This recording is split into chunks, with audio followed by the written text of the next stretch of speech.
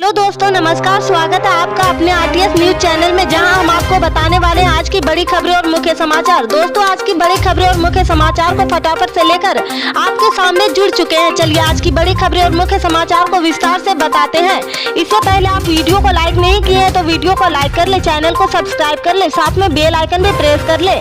तो चलिए बढ़ते हैं खबरों की ओर।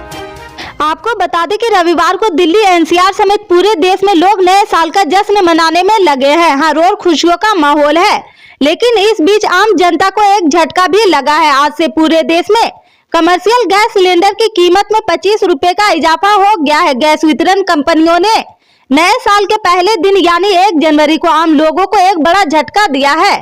देश भर में रविवार से गैस सिलेंडर खरीदना महंगा हो गया है और कमर्शियल गैस सिलेंडर के दामों में 25 रुपए की बढ़ोतरी हो गई है। इस बदलाव के बाद रविवार से देश की राजधानी दिल्ली में कमर्शियल एलपीजी सिलेंडर की कीमत 1759 रुपए, मुंबई में 1721 रुपए, कोलकाता में 1870 रुपए और चेन्नई में 1917 रुपए हो गई है। साल 2023 के पहले ही दिन साल के पहले बड़े आंदोलन की तस्वीर आ गई। देश भर में लाखों की तादाद में जैन समाज के लोग सड़क पर उतर गए हैं। हाथों में तख्तियां और जुबान पर नारे हैं। ये लोग जैन मुनिया का नाम के जयकारे भी लगा रहे हैं। दिल्ली, मुंबई, अहमदाबाद और हर छोटे बड़े शहर में ऐसी ही तस्वीर दिख रही। जैन समाज श्री समेन शिखर तीर्थ को टूरिस्ट प्लेस बनाने और शत्रुंजय पर्वत पर भगवान आदित्यनाथ की चरण पदकाओं को खंडित करने वालों के खिलाफ प्रदर्शन कर रहा। उनकी मांग है कि समेत शिखर को टूरिस्ट सेंटर न बनाया जाए, साथ ही आदित्यनाथ के चरण पदकाओं को खंडित करने वालों के खिलाफ तुरंत कार्रवाई की जाए। शत्रुंजय पर्वत पीलीताना में है और समेत शिखर के बाद जैन समाज का सबसे बड़ा तीर्थ स्थान है। अपनी मांगों को लेकर जैन समाज का एक डेलीग्रेशन राष्ट्रपति द्रौपदी मुर्मू से मिलने पहुंचा है। दिल्ली में जैन समाज के लोगों ने बड़ी संख्या में रैली निकाली है। हजारों की भीड़ इंडिया गेट पर पहुंच गई है। उनके हाथ में झंडे और पोस्टर बैनर है। ओम प्रकाश राजभर के प्रकरण में मऊ जिले के सुहेलदेव स्वाभिमान पार्टी के जिला अध्यक्ष रामजीत राजभर ने ओपी राजभर के लिए बताया कि वह बहुत ही नौटंकीबाज है। वह समय समय पर ध्यान आकृष्ट करने के लिए इसी तरह के कार्य कर अपनी तरह सभी का ध्यान खींचते हैं। रामजीत राजभर ने कहा है, अपने तो उन्होंने इसी तरह की गाजीपुर में एक नौटंकी करके वायु श्रेणी की सुरक्षा प्राप्त कर ली है। वह अपने बेटों और कार्यकाल के सरकारी खर्चे पर सुरक्षा प्राप्त करने के लिए इस तरह की नौटंकी कर रहे हैं। मुझे पता है कि यह बहुत बड़े नौटंकीबाज है। अगले साल होने वाले लोकसभा चुनाव से पहले विपक्ष एकता को लेकर फिर से कवायद शुरू हो गई है। क्षेत्रीय पार्टियों द्वारा अपने अपने नेताओं का नाम नेतृत्वकर्ता के तौर पर उछाले जाने के बीच कांग्रेस के वरिष्ठ नेता और राज्यसभा सांसद प्रमोद तिवारी ने कहा कि यह वक्त का तकाजा है और बीजेपी को हराने के लिए विपक्ष पार्टियों को एकजुट हो जाना चाहिए। नेतृत्व या फिर पीएम का चेहरा कोई मायने नहीं रखता। अगर विपक्ष एकजुट होकर बीजेपी को सत्ता से बेदखल कर देता है तो बाद में यह सब तय हो जाएगा या कोई बड़ा इशू कतई नहीं बनेगा। कांग्रेस सांसद के मुताबिक 1977, 1989, 1996 और 2004 में भी विपक्ष ने बिना किसी चेहरे की ही चुनाव लड़ा था। ऐसा ही इस बार भी होना चाहिए। नीतीश कुमार या ममता बनर्जी की पार्टियों के नेताओं द्वारा उनके नाम पीएम फेस के तौर पर उछाले जाने को प्रमोद तिवारी ने स्वाभाविक बताया है।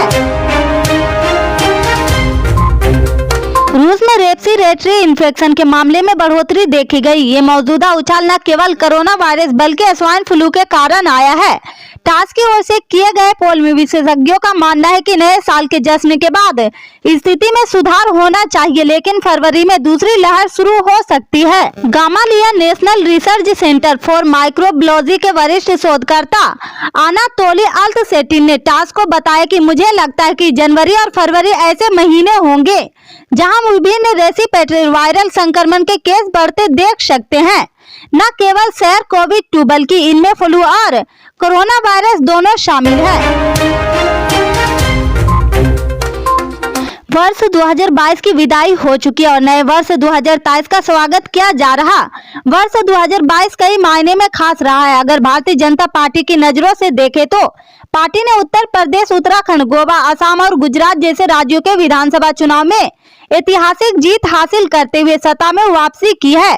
संगठन के लिहाजे से कई बड़े नेता पार्टी के साथ जुड़े हैं। अगर बात करें नए साल की तो यह साल भी बीजेपी के लिए काफी अहम होने वाला है। इस साल राजस्थान, मध्य प्रदेश और छत्तीसगढ़ समेत 10 राज्यों और केंद्र शासित प्रदेशों में विधानसभा चुनाव होने हैं। यह चुनाव बीजेपी के लिए काफी अहम है क्योंकि इनके परिणाम अगले साल होने वाले आम चुनाव पर असर डालेंगे। उत्तराखंड के मुख्यमंत्री पुष्कर सिंह धामी क्रिकेटर ऋषभ पंत से मिलने मैक्स अस्पताल पहुंचे हैं। सीएम धामी ने बताया कि पिछले 2 दिनों में ऋषभ की हालत में काफी सुधार आया है। डॉक्टर और बीसीसीआई के लोग संपर्क में है। मुख्यमंत्री ने यह भी कहा कि अभी ऋषभ मैक्स अस्पताल में ही रहेंगे। बाहरी चोटों का दर्द जब कम हो जाएगा उसके बाद उनके लिगामेंट के ट्रीटमेंट के बारे में आगे का निर्णय लिया जाए। सीएम धामी ने मीडिया को जानकारी दी। पिछले 2 दिनों में काफी सुधार हुआ। डॉक्टर बीसीसीआई के लोग संपर्क में है। मेरी उनकी मां से बात हुई है। वे सभी लोग जो इलाज चला रहे हैं उससे संतुष्ट हैं। हम प्रार्थना करते हैं कि वे जल्द स्वस्थ हो जाएंगे। हिमाचल प्रदेश सरकार ने अनाथ बच्चों के लिए 101 करोड़ रुपए का फंड बनाया है। यह 1 जनवरी से शुरू हो गया है। हिमाचल प्रदेश के सीएम सुखविंदर सिंह सुक्खू ने कहा कि यह फंड सूबे के अनाथ बच्चों की शिक्षा एवं अन्य जरूरतों को पूरा करने में मदद करेगा। कांग्रेस के सभी विधायकों ने इस फंड के लिए अपना पहला वेतन देने का फैसला किया है। मैं भाजपा विधायकों से भी इसे योगदान करने की गुजारिश करता हूं। रिपोर्ट के मुताबिक सूबे में करीब 6000 बच्चे अनाथालय में पल रहे हैं। प्रदेश सरकार 12वीं तक तो इन बच्चों को सहारा देती है। इससे आगे की अपडेट्स को जानने के लिए जुड़े रहा हमारे आरटीएस न्यूज चैनल से। मिलते हैं फिर बड़ी खबर में, तब तक के लिए जय हिंद।